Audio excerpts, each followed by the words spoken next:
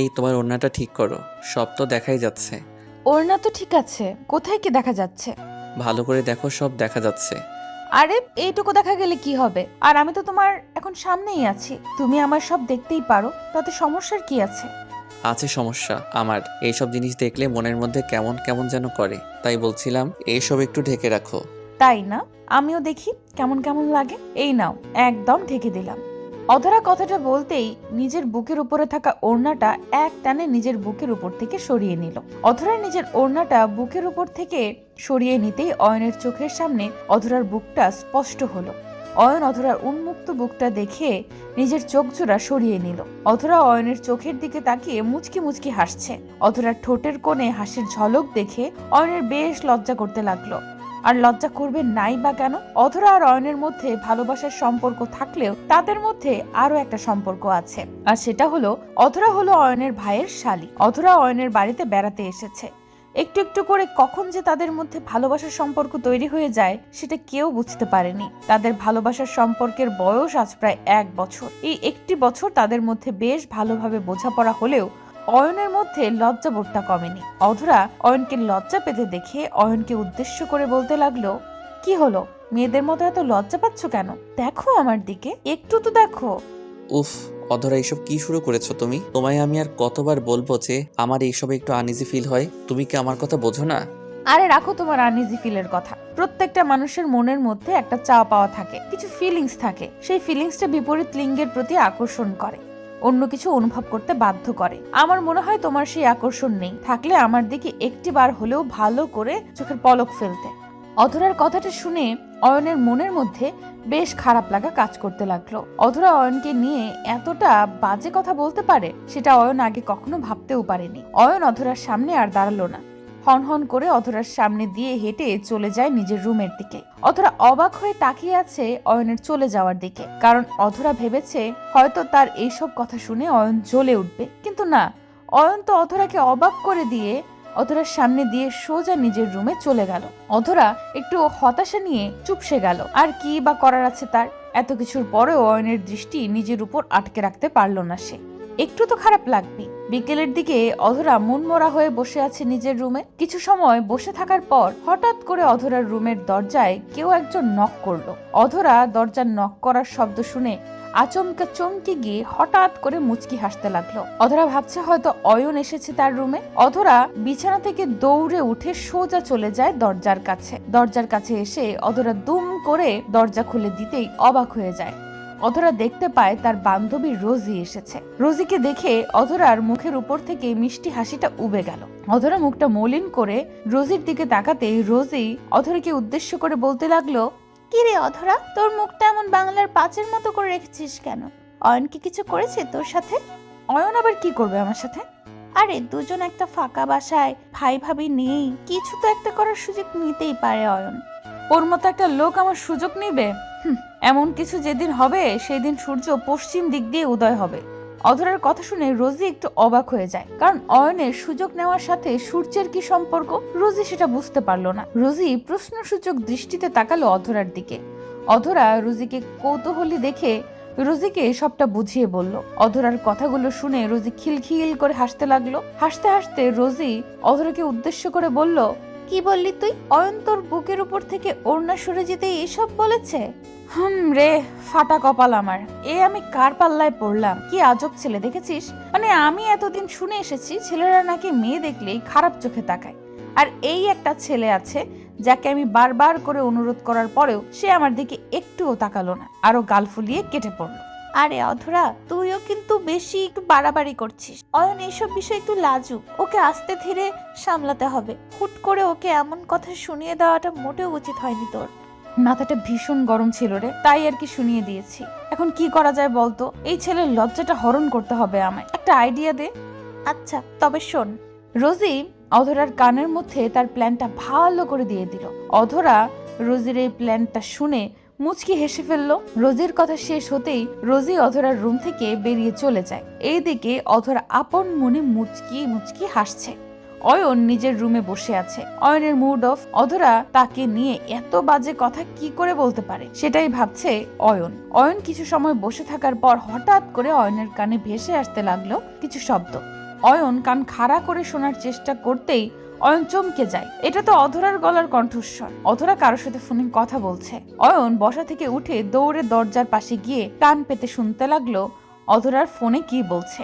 অয়ন দরজার কাছে দাঁড়াতেই শুনতে পেল অধরা কাউকে উদ্দেশ্য করে বলছে, উফ জান, তুমি কি বলো এসব? তুমি আমায় হোটেলে ডেকেছো রুম ডেট করার জন্য, আর আমি যাব না? সেটা কেমন করে সম্ভব? আমি আসবো লক্ষ্মীটি, বিকেল বেলায় চলে আসবো, আর আজ অনেক সময় তোমার সাথে কাটাবো, কারণ আজ আপু বাড়িতে নেই। অনেক এনজয় করব আমরা, ঠিক আছে? অধরার কথাটা শুনে অয়নের আর বুঝতে বাকি রইল না যে ওপারে নিশ্চয়ই কোনো ছেলে আছে, আর অধরা ও ছেলের সাথে রুম ডেটে যাবে সেই কথা বলছে। অধরার কথাটা শুনে অয়নের বুকের মধ্যে দুমড়ে মুচড়ে উঠল। নিজের প্রিয়জনের প্রতারণা সবার কাছে মৃত্যু সমান কষ্টকর। অয়নও তার বিপরীত নয়। অয়ন ভাবছে অধরা তার সাথে ভালোবাসার নামে প্রতারণা করেছে, আর এই প্রতারণার কারণ হয়তো অয়ন নিজেই, কারণ অয়ন অধরার কোনো ইচ্ছা পূরণ করতে পারছে না। অয়ন এইসব বিষয়গুলোকে একটু এড়িয়ে চলতে চেষ্টা করে, তাই হয়তো অধরা তার সাথে সম্পর্ক শেষ করে দিয়েছে। অয়ন নিজের উপর ভীষণ রাগ করছে, আর সেই সাথে অধরাকে ঘৃণা করতে শুরু করে দিয়েছে। আর করবে নাই বা কেন? অধরা কি একটু বিয়ে পর্যন্ত অপেক্ষা করতে পারলো না? বিয়ের পর তো অয়ন অধরাকে নিজের মনের মতো আদর করত, কিন্তু অধরার সেই ধৈর্য হয়নি। অধরা তাকে ছেড়ে দিয়েছে। অয়ন নিজের রুমে বসে চোখের জল ফেলছে, আর তার প্রিয়জন অন্য কারোর সাথে রুম ডেটে যাবে কথাটা ভাবতেই বুকের মধ্যে বারবার কম্পন সৃষ্টি হচ্ছে অয়নের। অয়নও অপেক্ষা করছে বিকেল হবার। বিকেলবেলা অয়ন অধরার পিছু নিবে আর দেখবে সেই ছেলেটাকে যার সাথে অধরা রুম ডেট করতে যাচ্ছে। অপেক্ষার প্রহর বেশি ভারী হলো না।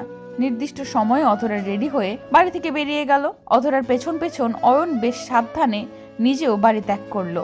উদ্দেশ্য অধরার বলা সেই হোটেল। অধরা বাড়ি থেকে বেরিয়ে একটা রিক্সা নিয়ে বেরিয়ে যায়। অয়নও অধরাকে ফলো করে একটা রিক্সা নিল। সেই রিক্সাটা অধরার রিক্সার পেছন পেছন এগিয়ে যাচ্ছে। অয়ন অপেক্ষা করে আছে আজ হাতে নাতে ধরবে অধরাকে, আর অধরার থেকে একটাই জবাব চাইবে যে সত্যিকারের ভালোবাসার কি কোনো মূল্যই হয় না? এই দেহের ভালোবাসা কি সব থেকে দামি? অধরার রিক্সা চলতে চলতে চলে আসে হোটেলের সামনে। হোটেলের সামনে আসতে রিক্সা থেমে যায়, আর অধরা রিক্সা থেকে নেমে সোজা হোটেলে চলে যায়।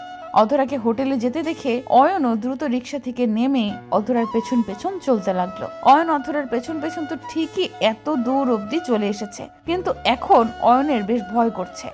বুকের মধ্যে এখন দহন সৃষ্টি হয়েছে। এই দহন অয়নকে অধরার পেছন পেছন যেতে দিচ্ছে না। হাত পা অয়নের কাঁপছে। আজ অধরার সাথে কাকে সে দেখতে পাবে সেটা ভাবতেই অয়নের শরীরের লোম শিহরণ দিয়ে কেঁপে উঠেছে। অধরার পেছন পেছন আসতে আসতে অয়ন রুমের পাশে চলে আসে। রুমের পাশে এসে দাঁড়াতেই অয়ন দেখতে পায় অধরার সাথে একটা ছেলে রুমে প্রবেশ করলো। এই দৃশ্যটা দেখে অয়নের বুকের মধ্যে প্রচন্ড ব্যথা অনুভব হচ্ছে। অয়নের চোখের কোণে অজানা কারণে নোনা জল চলে এলো। অয়ন নিজেকে শান্ত করার চেষ্টা করেও পারল না। অয়ন সাহস করে উঠতে পারছে না। কি করে সে ভেতরে প্রবেশ করবে? হাত পা কাঁপছে তার, কিন্তু এখানে দাঁড়িয়ে থাকার কোনো উপায় নেই। অয়ন কোনো কিছু না ভেবে পেয়ে পা বাড়ায় রুমের দিকে। রুমের মধ্যে প্রবেশ করতেই অয়ন চমকে যায়। অয়ন রুমে আসতেই দেখতে পায় রুমের মধ্যে অয়ন আর একটা ছেলে বসে কথা বলছে। অয়নকে দেখতে পেয়ে অধরা বসা থেকে উঠে দাঁড়িয়ে পড়লো, আর অয়নকে উদ্দেশ্য করে বলল, আরে তুমি এখানে কেন? কি চাই এখানে? ছি ছি ছি, আমার ভাবতে অবাক লাগছে যে আমি তোমার মতো একটা মানুষকে ভালোবেসেছি। তুমি এতটা নীচ সেটা আমার জানা ছিল না। আমায় ভালোবাসার আশা দেখিয়ে আজ অন্য এক ছেলের সাথে ছি। হ্যাঁ, আমি অন্য একটা ছেলের সাথে রুম ডেট করতে এসেছি। এতে এত অবাক হওয়ার কি আছে?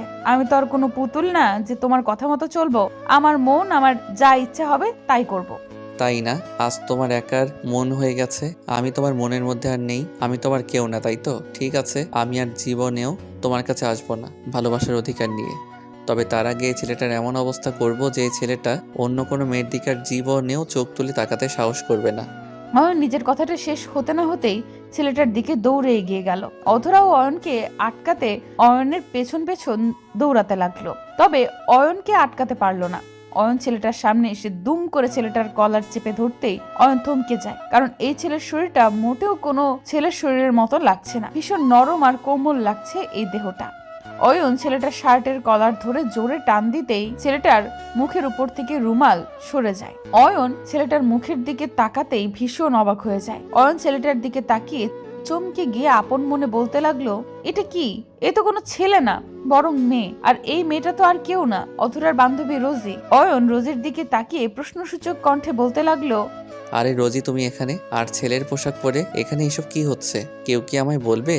অয়নের কথার বিপরীতে অধরা ও রোজি বেশ শব্দ করে হাসতে লাগলো। অয়ন ওদের এই রহস্যজনক হাসির মানে বুঝতে পারলো না। অধরা অয়নকে উদ্দেশ্য করে বলতে লাগলো, আরে তুমিও না অয়ন, ভাবলে কি করে আমি তোমায় ছাড়া অন্য কাউকে পছন্দ করব আর যার তার সাথে আমি রুম ডেটে চলে আসব?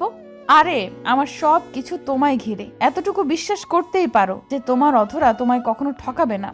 অধরার কথা শুনে অয়নের চোখ জোড়া ছলছল হয়ে গেল। সত্যি তো অধরা এমন মেয়ে না যে তার সাথে সে সম্পর্ক গড়ে তুলবে, আর তার চরিত্র এমন না যে কারোর সাথে সে শারীরিক মেলামেশায় জড়িয়ে যাবে। অয়ন নিজের ভুলটা বুঝতে পারলো। অয়ন অধরার দিকে তাকাতে পারছে না। অধরা হাত দিয়ে রোজিকে ইশারা করে বলল এখান থেকে চলে যেতে। রোজি অধরার ইশারা মতো দ্রুত রুম থেকে বেরিয়ে যায়। রোজি বেরিয়ে যেতেই অধরা অয়নকে নিজের বুকে টেনে নিল। অধরার ভালোবাসার পরশ চোখ বন্ধ করে অনুভব করতে লাগলো অয়ন। অধরা ও অয়নকে শক্ত করে জড়িয়ে ধরে আছে।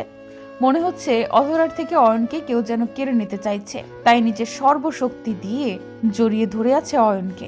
অয়ন অধরার মাথাটা নিজের বুকের উপর থেকে আলতো করে তুলে নিয়ে অধরার কপালে নিজের ঠোঁটজোড়া ছুঁয়ে চুমু খেলো। অয়নের ঠোঁটের পরশ পেতেই অধরা অয়নের চোখ বরাবর দৃষ্টিপাত করে আদুরে গলায় অয়নকে উদ্দেশ্য করে বলতে লাগলো, এত কষ্ট করে রুম ডেট করতে এসেছি, সাথে তো কোনো ছেলে নেই, তুমি কি আমার রুম ডেট পার্টনার হবে? টাকাগুলো না হয় নষ্ট হবে। তুমি এখনো সেই সব কথায় আটকে আছো? ইচ্ছে করছে তোমার নাকটা ফাটিয়ে দিই। চলো আজকে বিয়ে করে ফেলি, তারপর দেখি কোথায় কোথায় আদর লাগবে তোমার।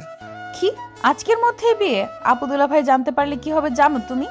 অত শত জানতে চাই না, আমি জানতে চাই শুধু তুমি কি রাজি, নাকি আমি অনবরত পাত্রী খুঁজবো? আরে অন্য পাত্রী কেন খুঁজবে? আমি তো এক পায়ে রাজি। চলো চলো করে ফেলি বিয়ে। অয়ন অধরার দিকে তাকিয়ে মুচকি হাসতে লাগলো। অধরা অয়নের দিকে তাকিয়ে হাসছে। অয়ন অধরার হাতে হাত রেখে হোটেল থেকে বেরিয়ে এসে সোজা কাজী অফিসে চলে যায়, আর দুজন মিলে আবদ্ধ হয়ে যায় বিয়ে নামক পবিত্র ভালোবাসার সম্পর্কে। আমাদের সমাজে বর্তমানে যে ভালোবাসার ট্রেন্ড হয়েছে বিয়ের আগে শারীরিক সম্পর্ক করা, অয়ন আর অধরার মধ্যে কিন্তু সেই সব কিছুই হয়নি। কারণ হারাম সম্পর্ক থেকে হালাল সম্পর্কে জড়ানো হাজার গুণে ভালো। হারাম সম্পর্কে জড়ানো সহজ, তবে হালাল ভাবে সম্পর্ক টিকিয়ে রাখাটা অনেক কষ্টসাধ্য। আসুন না সবাই একটিবারের জন্য হারাম সম্পর্ককে না বলি আর পবিত্র ভালোবাসাকে সম্মান করি।